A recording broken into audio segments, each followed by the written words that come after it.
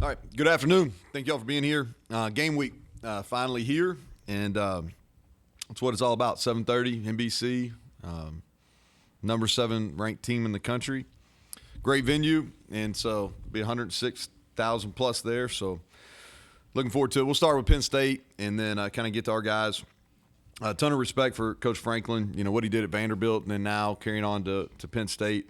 Offensively, who they are, they're multiple. I think they've done a really good job of being able to run the football versus about anybody they've played, and they've Coach Yurcich, the OC, they're familiar with him from being at Oklahoma State, and really came up through the profession throwing the football, so he knows how to do both.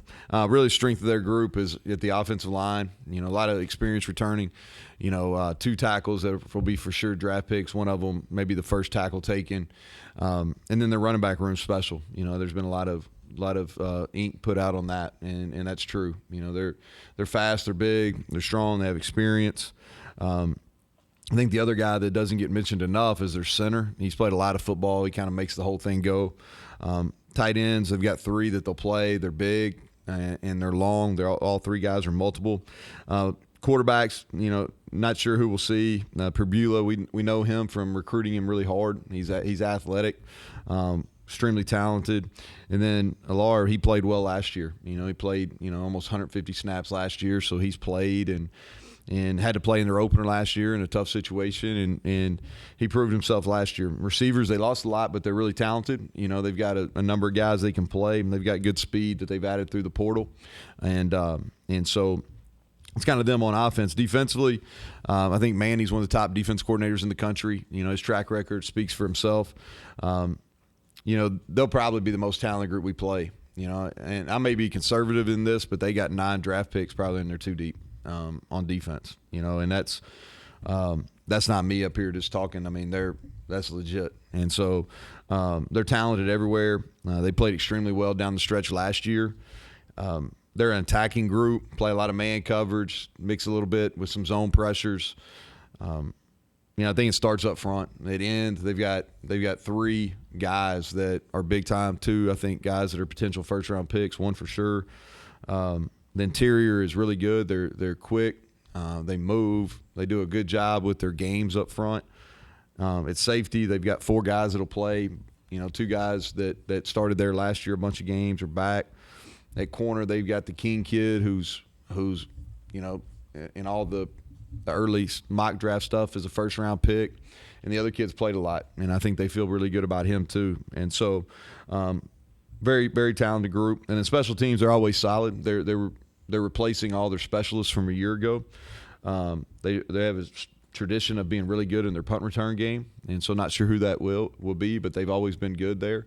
And then Singleton's their kickoff returner. I mean, he took one to the house last year, and he's a threat anytime he touches it. And so for us, it's about getting ready to go play in a tough venue against a great opponent week 1. And so our guys are excited about it. We'll be ready.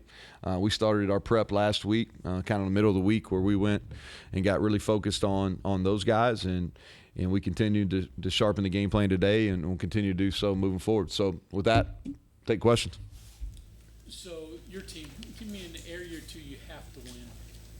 Yeah, I think if you go back and look at it, you know, I don't know if I can give you. I'll talk in specifics on each side. You know, I think offensively, is the strength of our football teams on the offensive line. We've got to win some one-on-one battles up front versus, again, probably the most talented group we'll play up front all year as a whole. We're going to play some other guys that are just as talented. And we played, I think, 4 first-round draft picks last year that are on the defensive line, you know, in our schedule we played last year. And so it's not going to be the first time our guys have gone against that kind of talent.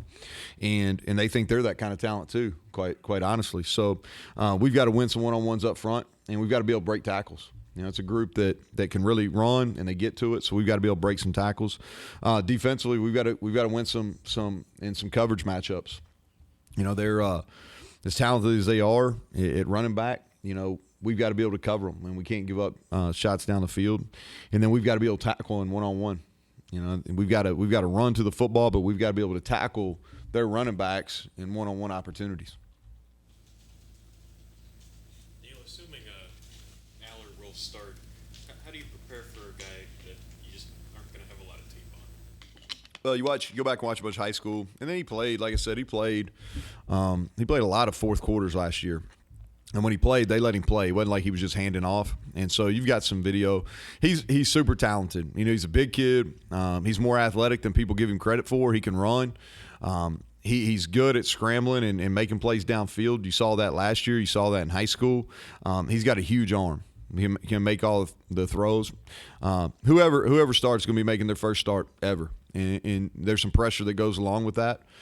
So we've got to make it tough on him. We got to disguise some things. We got to give him some different looks. But he's really talented. When you're playing, you got to ask, have you decided to publicly announce your quarterback? No, we're going to grow. We went this far. We might as well just let it roll. What are you going to say, John? I was just say, when you play a team this good, is there an optimal time to play them? I don't know. You know, it's hey, here's the thing. Like, I'm done talking about the schedule because everybody says I'm complaining, but I'm just stating the facts. So I don't know if it's a good time. This is the best team they've had in a long time. Most talented team they've had in a long time. I don't know when the last time they were this highly ranked. I don't necessarily follow them. So you'd have to ask somebody else. But I know as a team, this is a tough opener, not just because of the talent, but because you got to go on the road and you got to play. And the thing that people don't think about is you got to speed up. Everything's sped up in fall camp. And what I mean by that is you got to start working noise and crowds and things like that, you know, going into week 3 of fall camp, because you can't just do it game week. You know, it's not fair to your guys. And so all of your preparation is sped up because you got to go on the road and play in a really loud venue. As far as, hey, it is what it is. We're going to line up and play them. It's their first game. It's our first game. You know, I told our guys we don't have the benefit of the doubt of making this big jump between week 1 and week 2. You know, like, we got to be ready to go. And that's kind of the way we've gone about our fall camp is we pressed on the gas. We tried to be super physical. In our last scrimmage, we tried to treat it just like a game from a physicality and number of plays perspective. And so, because we don't have the benefit of the doubt, we're not easing into this, and we got to be ready to go from the first kick at 7:37.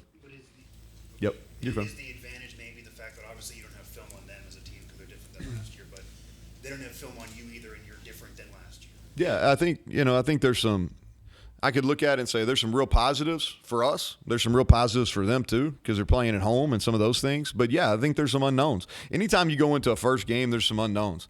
Like, I can watch all they do on offense, and I've got a pretty good feel for what they've done traditionally offensively, both Coach Franklin as a head coach and Coach Urshitz as an offensive coordinator. But I guarantee you they watch film. You know, they watch film all summer, and they're going to be a little bit different. You know, Manny is always kind of tinkering, and he's got a lot of toys. You know, that's what I'm saying. He's got a lot of things to play. He's got a lot of tools to use, and I guarantee you we're going to see Carter come off the edge and those 3 talented defensive ends on some kind of speed rush package, because when you have that kind of personnel, like, he's going to tinker. So we're going to see some things we haven't seen before for sure. But there's also going to be some first game mistakes on both sides, you know, and we need to take advantage of those. You've been in situations where you've been a big underdog against the top 10 team. Mm-hmm. How do upsets happen? What do you stress to try and? You got to eliminate the errors on your part first. And so, well, I think let's go back here, Bob. So I think it really starts with belief, and you got to have belief in not only yourself but the people around you and the plan that you're taking into the contest. So there has to be strong belief, and it has to be organizational wide. So you have to have that. Second thing is you got to eliminate errors. You can't do things that get you beat. And those are, whether it's turnovers, procedure penalties, those type of things. Okay, missed assignments would go in that boat. And then you've got to make plays. There's going to be some 50-50 balls. There's going to be maybe a return or maybe a play on a 3rd or 4th down, and you've got to make your share. You're not going to make all of them. You know, we're not going to go and make all the plays versus Penn State. They're too talented. They're going to make a lot of plays. But we've got to make our fair share, and then your goal is you want to be there. You want to continue to be in there. You want to hang in, and put yourself in a position to win in the 4th quarter. And those opportunities that we've had that have gone the way that we want them to go, that's been the way they've played out. You counted on a lot of transfers to help you this year. For the most part, you got out, done what you wanted. Are they factors right away? Yeah, so I think all of them, but one or two will probably be a real factor in the game. Several of them will get their first start with us, and so, we need those guys. And mostly all of them are veterans. And so they've played in venues like we're going to go play at, and so they've got to be able to handle those elements. And our assumption for a Devin Carter, for a Beanie Bishop, it's not going to be too big for them. They've played in big moments, and we feel like they'll be able to excel in those type of situations. How have you introduced this game to your guys? I think a Sportico said that NBC is anticipating maybe it's a huge audience for the game on primetime. You're going to have maybe 108,000 at the game. Have you kind of worked your guys up to this, or how have you prepared this with them? I think it builds up as the week. I think that you try to apply as much pressure as possible. And to me, this is what it's all about. It's kind of the way I intro this press conference.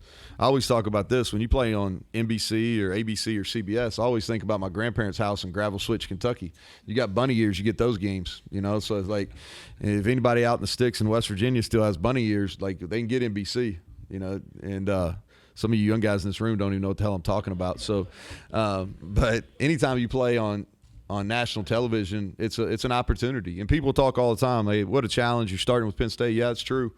But it is what it is, and it's up to us to make the most of it. And so it's a great opportunity. This is why you get in the profession. This is why you want to play big-time football, and it's for opportunities like this. Neal, obviously pretty different circumstances, but do you see any similarities to when you went to LSU with Troy? Oh, I don't know. I feel like I've aged double since then. I don't. It's hard to say. We were coming off at that time. We lost to Boise State early in the year, and we had a team that won 10 games the year before, and our guys really had a chip on our shoulder. And so I think each team's different. I think anytime you go, and we've been fortunate enough to do this multiple times, and y'all can kind of look it up. But I think anytime you go and you're a double-digit underdog and you go into a territory or enemy territory against a highly ranked opponent, there's got to be some things that go your way, but you also got to have a good football team. And my belief is we got a good football team. We got to go prove it. So it's hard to stand on a soapbox till you go out and play a game. But I like our group. And we'll be hungry. And it's going to be a group that plays hard and does it the right way. And so kind of looking forward. I tell our guys, I'm looking forward to watching you. We'll coach you up till Friday, and looking forward to watching you on Saturday. I know you are going to name the quarterback today, but any comments on any of the other open position battles in terms of returner, linebacker? Nah, because and the reason I'm not getting into it a whole lot, they don't have a depth chart, so I'm like, might as well. Everybody that is going to play. I'll tell you that. Like, everybody that y'all think might play, they're going to play. That's about as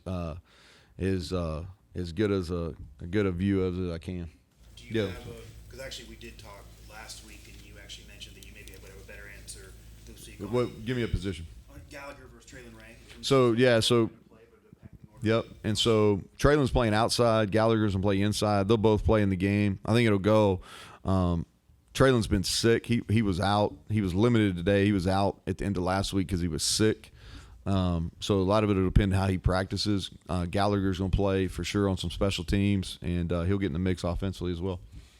Bruce Feldman does his freak list. Yeah, they had a bunch on there, didn't they, John? Normally you have one or two. They got 6. Yeah. Is there one maybe that stands out to you among those 6? Can you name the 6? Well, I mean, I know the 6 they are. Yeah, I mean, I think the guys that stick out are when you watch Robinson, 44. Who we saw in high school. I mean, he's special. I mean, he's going to be a first-round pick. He's continued. He's got size. He's got speed. He's got athleticism. And then the Carter, the linebacker, he's wearing the same number as Micah Parsons. He's getting all the comparisons. They're going to use him like Micah. I mean, and he's a freak. He deserves to be high. I don't know where he was on that list, but he deserves to be pretty high on that list. So you remember him? Yeah, but he was a little young then. He's a little different. He's grown up in the last 3 years. So, but yeah, they had 6. I'm aware they had the most of anybody. Yeah. You were going through their offense. Sounded like you've been practicing against it the whole time. Sounded like your Yeah, it's very similar. Yeah, backgrounds are similar. A lot of the pass concepts very similar. They've kind of grown with it too. You know, their O-line on the edges is really good. And they lost some receivers, and they lost a really good tight end from here in West Virginia as well. But they've been able to replace them. You know, I think sometimes people think of inexperience and they think, well, it's going to be a question mark. Well, I look at their wideout room, and they got a lot of talent, so I don't know if I'm over there in their room, I don't think that's probably a question mark to them. And so they've got plenty. As far as plays, though, what they're going to do, you know, without being exact, I think we'll be able to give our defense a pretty good look at the run and the pass concepts they're going to see. Neal, along those lines, is yours just offense similar to Texas and Oklahoma State that you saw here, or is it more personnel driven there? Yeah, no, I think it's very similar. You know, when he was at Texas, his year he was at Texas, he a lot of 12 personnel. They had a good group of tight ends there, so he ran and played multiple tight ends. But the concepts, I think he's transitioned. He's doing some different things RPO wise at Penn State than he did there, and I think that some of the run game has shifted a little bit. You know, and James is an offensive coach too, so I guarantee you he has some influence on what they're doing. But they have answers. You know, I always look at people that are good year in and year out, and it's always personnel driven, but they also have answers, and he's got good personnel and he's got answers. The thing you don't know is coach until you play again. Yeah, absolutely. Yeah, I'm pretty forthright with that. I think that you can put your guys in as many situations as you possibly can, but until you get a game, you know, especially for a first timer. Now, for the most part, like I got a pretty good feeling how Zach Frazier is going to handle it, or Doug Nestor, or Wyatt Milam, or even though we haven't gone with Devin Carter, you know, he's played a bunch of football. You know, the guys that are returning, but anytime a newcomer, you know, comes and they haven't had to play, you've got a feeling of how they're going to react, but you don't know until you know. You know, so I think there always are some. The scary part as a head coach is there's so many situational aspects to college football, is making sure you got your team prepared. You know, and there's new clock rules, and you just think about, you know, a block kick. What are the rules? Or any, you know, kickoff return. Your ball is, when's it go in the end zone? When does it not go in the end zone? There's just so many little minutia details of getting a team ready. So as a head coach, my biggest is always, okay, I've got these hit lists that I got one for defense, offense, special teams, and I'm like, all right, I'm double checking that thing. You know, if that's kind of what I lose sleep on is, okay, do we cover everything? You know, in a meeting and on the practice field, if we covered everything that could possibly happen. You mentioned the clock rule, and I saw in the Notre Dame Navy game. Really quick, wasn't it? 110 combined plays, which is what you were defending just a year or two ago. Have you talked to your staff about the potential of having maybe a 2 hour and 45-minute game and a reduced number of plays? Well, I think that was a little. It's Navy, so they weren't throwing the football, right? And those guys, Notre Dame had success running the football early too. I think they scored on like all 5 of their first 5 possessions. So there was a lot of completions in the game and ran it. So I think that was a little bit of a unique. Yeah, I think it was a little bit unique setting. But what I did see is, I think last year there was right around 67 point something, almost 68 plays per game. In week 0 there was 63 and some change. Yeah. So and I think that's kind of what everybody anticipated. Okay. And I think there was 3 or 4 minutes came off game time. You know, when you took all the week 0 games together. I saw Mike Gundy had mentioned, he said teams that can run the ball in the fourth quarter, this is going to really benefit them. Hey, I agree. Yeah, I agree. And it's going to benefit teams that can control the clock. You know, you're going to be able to eat up some time. I'm probably not going out of them here, but nothing on as far as who might be injured, not playing, things like that, right? Yeah, we've got a couple guys that are question marks. As far as significantly not playing, I'm just going through my head. I'm not trying to be hidden here. I don't think we have any starters that are not gonna play. We got a couple backups that are questionable, but I think for the most part, God willing, over the rest of the week that we'll be all our starters will play. Going like that, some of the things you're going to protect, like starters, position battles, quarterback, all that. Naturally, coaches are guard. First game preseason, and you joked, I think, before that maybe Duquesne, Penn State were in the stands for an open scrimmage, right? I don't know if that's true or not. No, I don't know either. There certainly is. Paranoia is not the right word, but proactive, I guess, being protective. Like, how real is that for people who maybe don't work under that microscope that you do? Yeah. Don't want Well, secrets exposed. Yeah, well, I don't know. Here's what I think is I think it needs to be across the board, and I think what we should do is we should mandate depth charts and mandate and the depth charts can have oars in them or whatever, and we should mandate injury reports for the gambling stuff. I think that, and I would be in favor of that. If they asked me, in my opinion, I'd be all for mandatory depth charts, mandatory injury reports. But until everybody does it, it's not not fair and balanced. And so, but I really think that's the way that it should be done. I think we're moving more and more to a professional model, and the NFL does that. And I think that's the way college sports should be. But until everybody does it, we're putting ourselves at a competitive disadvantage by doing it. Neal, can you go in on the running backs a little bit, Singleton and Allen? Yeah, I think they play off each other great. I fully expect to see both of them on the field. The thing that really sticks out to me is with Singleton is you don't see the speed and the strength combination. You see guys that are fast. You see guys that are big and strong, but you don't see the combo. And his lower body is so strong. And when he gets an open field, he has the ability to he can break one tackle and it goes to the house. And that's scary, you know. And Allen is really talented. He's versatile. They use him in a lot of different ways. But they're really good. And they've got, like I said, they've gotten a lot of press and they deserve it, you know, and they deserve it. And it's going to be a challenge for our guys for sure. Questions at receiver? Yeah. I don't want to get into it. No, I think so. We've had a physical camp and we've had some guys in and out of the lineup because we've practiced hard. But I think it's a group that's going to be challenged. You know, I don't know if we'll come in here next Monday and I'll have a definitive answer because we're playing against probably as good a group as we're going to play all year. And that there's probably maybe one more first round draft pick at corner in our league, maybe two.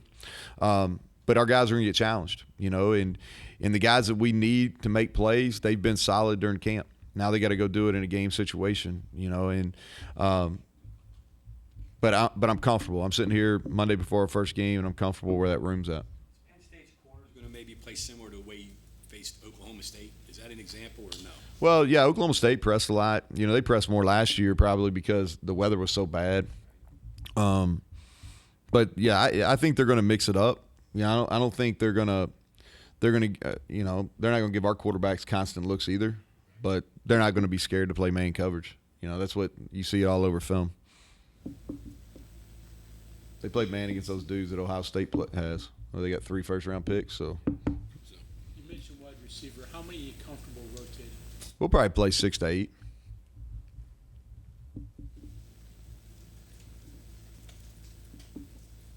Neal, in terms of physicality, you talked about how last season you didn't go into the Pitt game as physical, and now that you're kind of on the back half of the prep, how do you feel going into this game about the physicality and what you guys are bringing to the table? Yeah, I think it's going to be determined, how we handled it. This is definitely the most physical camp we've had in our 5 years here. We've tackled more. We've done more good-on-good work, and we've worked on tackling in general as much as they let us by the rules. And so we've had a little bit of friendly fire where there may be some people that are questionable going into the game. Again, more backups than starters. But that's kind of the price you pay. But I knew that this game was going to be extremely physical. When you look at both their line of scrimmages and the talent they have, we had to give our guys a chance. And the only way we give them a chance is to be super physical. And we were physical today. I mean, we were really physical today in practice, and we're going to be physical again tomorrow. And then we'll start backing off of them. But I don't. Will it pay off? We'll know week 1, week 3, 4. As we get into this. Okay, anything else for Coach? You think you guys are ready for the atmosphere, and do we make too much of that? No, it's important. Yeah, it's important, especially in an opener. Greg's asking about the noise, and it's going to be loud, and so we try our best. You know, it's we locked them in the indoor today and shut all the doors, and you know we made it as loud as possible. You know, but is it as loud as it's going to be there? I don't know. I've never been there. You know, I've never played there. I've been to the stadium, but I've never played a game there, and so. But our guys are going to be prepared for that, for as loud as we possibly can get it here, and that can't be an excuse. You know, it can't be an excuse, and so, but it is a challenge, and it's something that you got to work. It adds to it. Okay, thank you all.